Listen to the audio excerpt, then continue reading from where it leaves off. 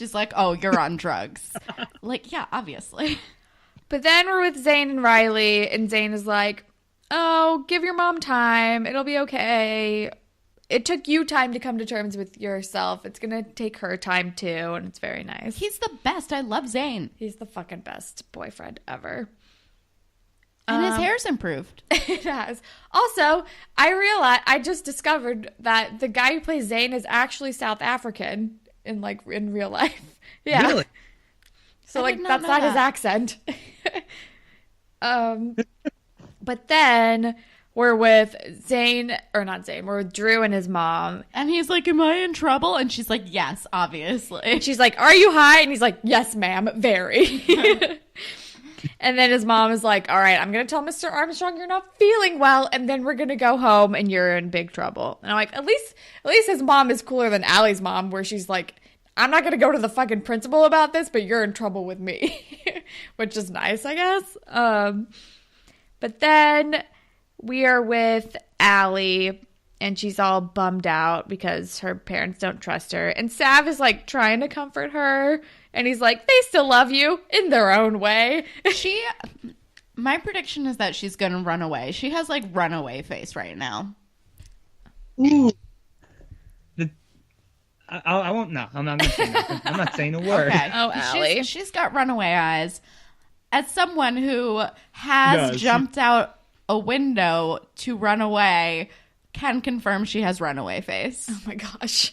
Listen, my mom found my bowl. It was a time. You really had no other choice. No, she found my bowl. I was like, oh no, what am I going to do now? She had it was just, she was waiting for me in the kitchen. On the lamp. She was waiting for me in the kitchen. It was all very suspicious in that kitchen. I was like, excuse me, I have to pee. And I had a bathroom in my bedroom. So I went in, I locked the door. I looked immediately for where I hid my piece. It was gone. And I was like, oh, okay. I open my window. I pull out the screen. I throw the screen to the ground and I jump out the window and run. Oh my God. Just run. Not into the night because it was 4 p.m., but I run into the afternoon. On brand again. Listen. 15-year-old Kelsey was an interesting time for everyone. And Sav is trying to comfort her, and he's being a good brother, but it's also Sav, you're way too perfect to understand what Alli is going through right now. You're barely comforting her. You have no idea what she's going through. He did steal the car one time. Oh no. To go to a concert and not do anything. But then... And he dated a white girl. Very true. Yeah. You're right. Sav's a rebel. But then it's the next day at school, and we found out that the basketball team lost, and then... They really rely on Drew. Seriously. They need they shouldn't be such an asshole to him. And then Drew was like, hey, sorry about that. And Casey's like, yeah, it's fine, whatever. And Casey's being a fucking asshole. He's being like, yeah, okay, sure. And I fully expected Casey to be like, you let the team down. I was waiting for it. It didn't happen. But to the point where I was so frustrated that he didn't say such a cliched line that I literally wrote down, you let the team down with 3 exclamation points. He's not going to hear it. Damn right. He let the team down. But the team let him down first, Kelsey. Oh no, I'm it's fine. I'm mostly being sarcastic, but he did let the team down. But then Drew is like, okay, whatever, and goes to find Bianca, and he's apologizing, and she's like, yeah, it's fine. You said dumb shit when you were high. I'm not going to be mad at you for that. Which I'm like, everybody's being so cool in this situation. I love Bianca. So cool. Because he's like, I'm sorry about what I said. I know that it wasn't your fault. You didn't talk me into it at all. I was just being weird and a dick. And she's like, yeah, no, that's fine. You were fucked up and you said some shitty things and I forgive you. Whatever. Cool. She's like, I'm not judgy like your shitty friends. Yeah. They're both very cool in this situation. He's apologizing and she's not overreacting like every other TV show character in the world. And it's fine. And they're great. And they're like, okay, whatever, cool. We're together awesome. Now, I guess. It's amazing. I love them. I'm here for it. Yeah, I'm into it. And then the episode's over. And it was great. Yeah. And it was a time. It was pretty packed. Also, you had whenever there's drugs, that's always good. Whenever there's a big coming out of the closet situation, that's always fun. You've always got Alli drama. It was a jam-packed episode. It was. You picked a good one to be on. And I feel like your only reason for coming on was like because of school uniforms. And it ended up being like a very good episode for you. It was, yeah. And at first I was just like, yep, Allie's wearing a schoolgirl skirt. I'm there. But it all worked out in the end.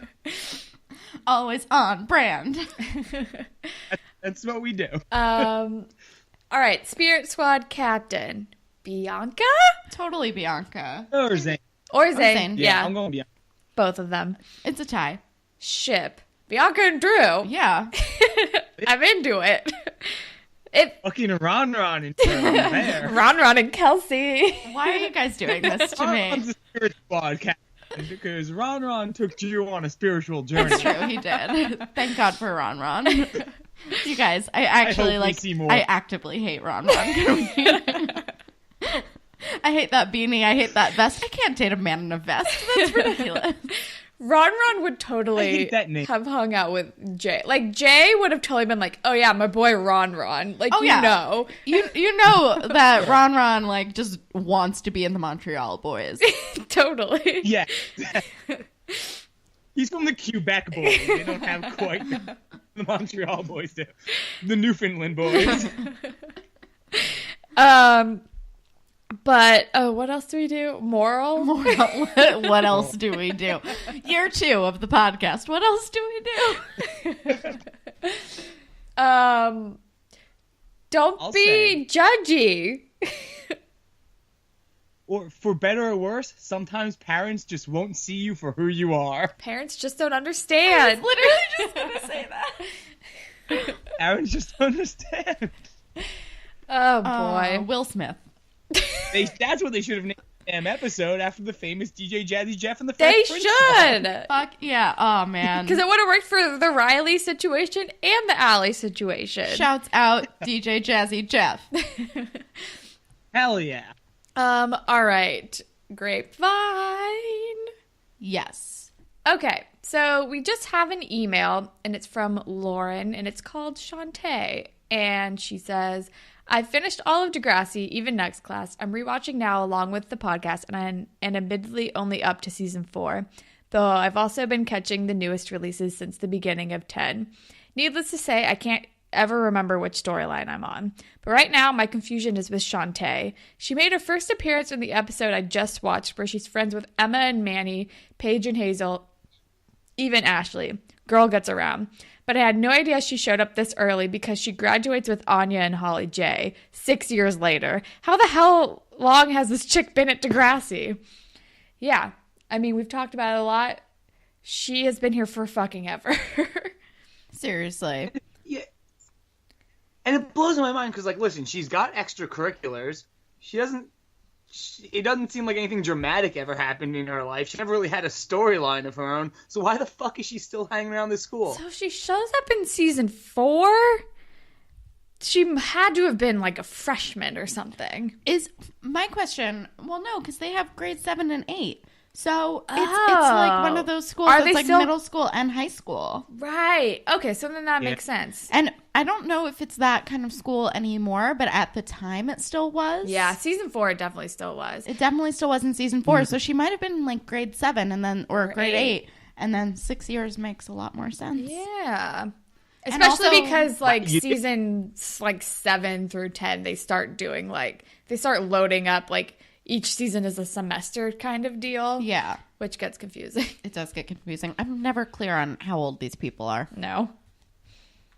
Well, now we know because their polos tell us what grade That's they're in. true. It's very helpful, actually. I feel like they did the uniforms just so that we would be able to tell how old everyone is. Seriously. What fucking grade are these people in? Here, the polo will tell you. I also can never remember what the colored polos mean. Yellow is freshman, purple is sophomore, red is junior, blue is senior. Gotcha. Okay, I'll forget. I know. But that's all the grapevine that we have for today. If you would like to contribute to a future Grapevine segment, you can tweet at us at DeGrassiPod. We're on Instagram at DeGrassiPod. You can find us on Tumblr, whateverittakespodcast@tumblr.com. You can email us at whateverittakespodcast@gmail.com, where you can listen to us pretty much anywhere. But if you're on Apple Podcasts, if you could rate, review, and subscribe, that would be super cool. And if you leave us a review, we will make up a Degrassi-inspired fan fiction for you on the spot. And you can follow me on Instagram and Twitter at HollandTacular. And you can follow me on Instagram and Twitter at KelSucks with a Z at the end. Sean, what do you want to plug? Plug yourself, plug whatever. I'll plug myself. I'm gonna, you can follow me at Sean P. Quigley on Instagram. I think that's really all I ever use. Check out my podcast, Hottest Girl in Class. We record loosely every week. Recently, we've been pretty bad, but we record. We still have a show. So, yeah, listen to us. As far as recommending a thing to consume, I recently saw the movie 3 Billboards Outside Ebbing, Missouri, and I really liked it. So I'm going to recommend that. I like it. I'm going to recommend... Have we recommended the new season of Grace and Frankie yet? I think maybe? I don't know. I don't remember. I don't think so. If we didn't, I just finished the new season of Grace and Frankie, and it's fucking good. Yeah, I liked it.